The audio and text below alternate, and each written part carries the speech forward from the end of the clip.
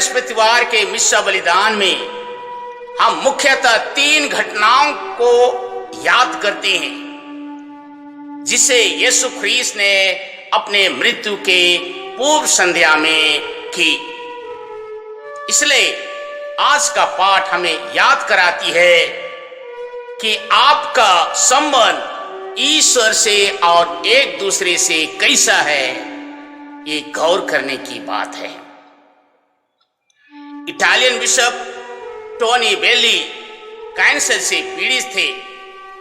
58 वर्ष की उम्र में कैंसर से ही चल बसे, लेकिन 1993 के पुण्य बृहस्पतिवार के लिए रोग सैया के पास बैठकर उन्होंने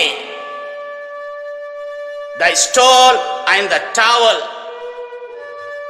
नामक पत्र अपने धर्म प्रांत के पुरोहितों को लिखा।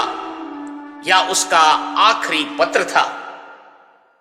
पत्र लंबा है, इसलिए आपको मैं समय की कमी से बता नहीं पाऊंगा, कृपया पढ़ लीजिए। द स्टॉल अर्थात स्कंदपट पुरोहित के ईश्वर से संबंध का प्रतीक है,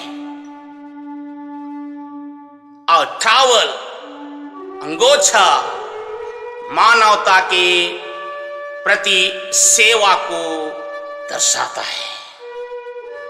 संत जोहन के सुसमाचार अध्याय 13 पद संख्या 4 बताता है कि ब्यारी के समय यीशु ने भोजन पर से उठकर बर्तन में पानी लेकर अपने चेलों के पैर धोने लगे। यहां पर यीशु ख्रीस्त जानते हैं कि वे गुरु हैं, वे प्रभु हैं, संपूर्ण विश्व के राजा हैं, लेकिन उन्होंने अपने कपड़े उतारे, अर्थात अपने गुरुत्व के कपड़े, प्रभुत्व के कपड़े, राजत्व के परिधान को उतारकर नम्र भाव से झुके और अपने शिष्यों के पैर धोए।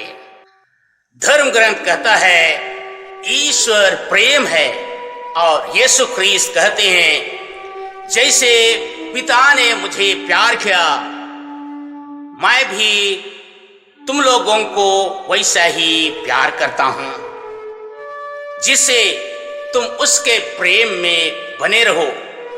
संत जोहन के सुसमाचार अध्याय 13 पद 34 में कहते हैं तुम एक दूसरे को प्यार करो जैसे मैंने तुम्हें प्यार किया। हम ख्रिस्तियों के लिए प्यार कोई चॉइस नहीं है, या ईश्वर का हुक्म है, ईश्वर की आज्ञा है, और नए विधान की प्रजा के लिए यीशु ख्रीस्त का नया और सबसे सुंदर आज्ञा है।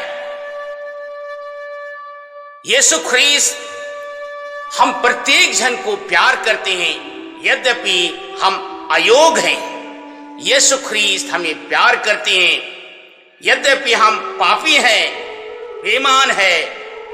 यीशु ख्रीस्त हमें इतना प्यार करते हैं कि अपने प्राण को वे क्रूस पर अर्पित कर दिए। अब प्रश्न उठता है कि हम कैसे एक दूसरे को प्यार करें जैसे यीशु ख्रीस्त ने हमें प्यार किया। मनुष्य की बहुत सारी आवश्यकताएं हैं। उन आवश्यकताओं में सबसे अधिक शारीरिक आवश्यकता है, जैसे रोटी, कपड़ा, मकान, सुरक्षा, ऐशो आराम। इन आवश्यकताओं की अपेक्षा मनुष्य को सबसे ज्यादा प्यार की जरूरत है, प्यार की खोज है, प्यार के लिए तड़पता है, भटकता है। प्यार के लिए जीवन के अधिकांश आवश्यकताओं को वह तिलांजलि दे सकता है, प्यार के लिए दोस्ती करता और किसी परिवार के साथ संबंध बनाता है। प्यार के लिए मानव जाति प्रेम संबंध को बनाया और विवाह के बंधन में बंध गया।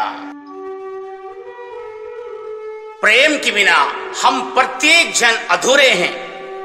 प्रेम के बिना हर व्यक्ति अधूरा है। यीशु ख्रीस्त ने अपने जीवन से प्रेम के उच्च मानक को स्थापित किया। इसलिए हम ख्रिस्तियों के लिए प्रेम मात्र आमोर नहीं है, प्रेम थोथी करनी और कथनी नहीं है, लेकिन प्रेम बलिदान है, कुर्बानी है, अगापे है। यीशु ख्रीस्त कहते हैं, अपने मित्र के लिए अपने प्राण देने से बढ़कर कोई प्रेम नहीं है। यीशु ख्रीस्त निस्वार्थ प्रेम को व्यवहारिकता में लाने की आशा करते हैं। यीशु ख्रीस्त निस्वार्थ प्रेम के लिए अपने व्यक्तिगत सुख सुविधा, आशा, आकांक्षा, अभिलाषा को त्यागने के लिए निमंत्रण देते हैं। याद रहे, निस्वार्थ प्रेम को दैनिक जीवन में अमल करना हमारे वश से परे है, जब तक ईश्वर हमें साथ नहीं देगा। क्योंकि हम उन लोगों को प्यार नहीं करते जो हमको दुख देते हैं, जो चोट पहुंचाते हैं, जो हमसे घृणा करते हैं। इस दिशा और दशा से आगे बढ़ने के लिए हम प्रत्येक जन को ईश्वरीय प्रेम से सराबोर होना होगा। ईश्वर के सामर्थ्य से ही हम उनको प्यार कर सकेंगे जो हमें दुख देते हैं।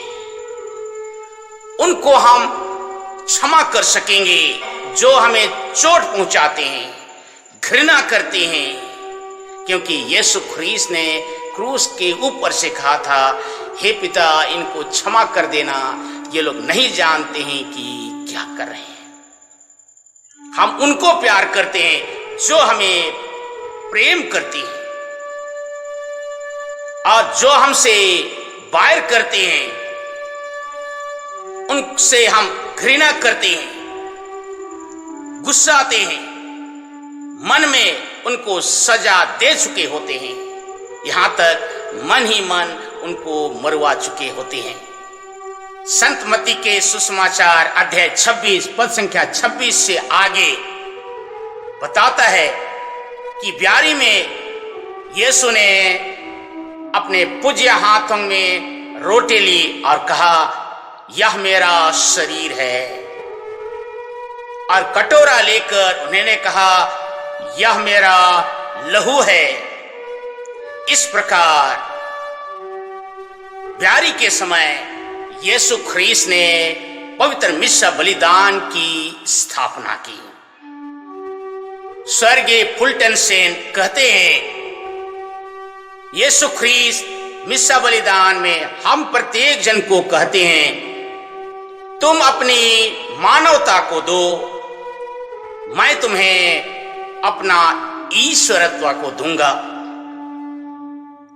तुम अपना समय दो, मैं तुमको अनंत काल दूंगा। तुम अपना टूटा हुआ हृदय दो, मैं तुमको प्यार दूंगा। तुम अपना शून्य दो, मैं तुमको सब कुछ दे दूंगा। तुम अपना खालीपन दो, मैं अपना परिपूर्ण दे दूंगा। इसलिए एक फ्रेंच कहावत है कि अच्छा भोजन अच्छी भूख से शुरुआत होती है। जितना भूख है उतना खाने की आतुरता भी है। यदि हम सभी जाने कि मिस्सा बलिदान में ईश्वर और हम दोनों के बीच महान चीजों का विनिमय होता है, तब हम आतुरता से आगे बढ़ेंगे, क्योंकि हम ईश्वर के लिए भूखे हैं। इसलिए मदर तेरेसा कहती है, dear priest, this is your first mass and last mass and this is the only mass. प्रिय पुरोहित, तुम मिस्सा बलिदान को ऐसे मनाओ जैसे तुम्हारा ये प्रथम मिस्सा बलिदान है और आखिरी मिस्सा बलिदान है, और यही केवल बलिदान है। आगे कहती है, जब ईश्वर संसार में आना चाहे और आए तो हम प्रत्येक जन के भूख को मिटाना चाहते थे। इसलिए यीशु ख्रीस्त रोटी बने, भोजन बने, अन्न बने।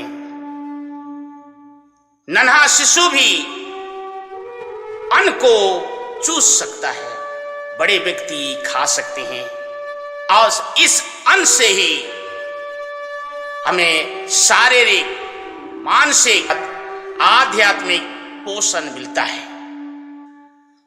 संत मत्ती के सुसमाचार अध्याय 26 पद संख्या 26 से आगे यीशु ख्रीस्त ने रोटी और दाखरस देने के बाद कहा, तुम मेरी स्मृति में यह किया करो। अर्थात मिस्सा बलिदान को युगांत तक ले चलने के लिए उन्होंने पुरोहिताई की स्थापना की। हम पुरोहित आप लोगों के बीच से चुने जाते हैं। हम निरे हैं, पापी हैं, इसलिए अपने पापों के लिए और आप सबों के लिए रोज दिन मिस्सा बलिदान चढ़ाते हैं। हम निरे होने पर भी ईश्वर को वेदी में लाने में मदद करते हैं। पापी होने पर भी स्वर्ग को पृथ्वी से जोड़ने के लिए मदद करते हैं। हम सचमुच में साधारण व्यक्ति होने पर भी ईश्वर को मानवता से और संपूर्ण सृष्टि को ईश्वर से जोड़ने के लिए मदद करते हैं। इसलिए करिश्मा मिस्सा के दिन हम पुरोहित अपने पुरोहिताई की प्रतिज्ञा को दोहराते हैं। आप सभी हम पुरोहितों के लिए प्रार्थना करते रहे। ईश्वर आपको आशीष दे। आमीन।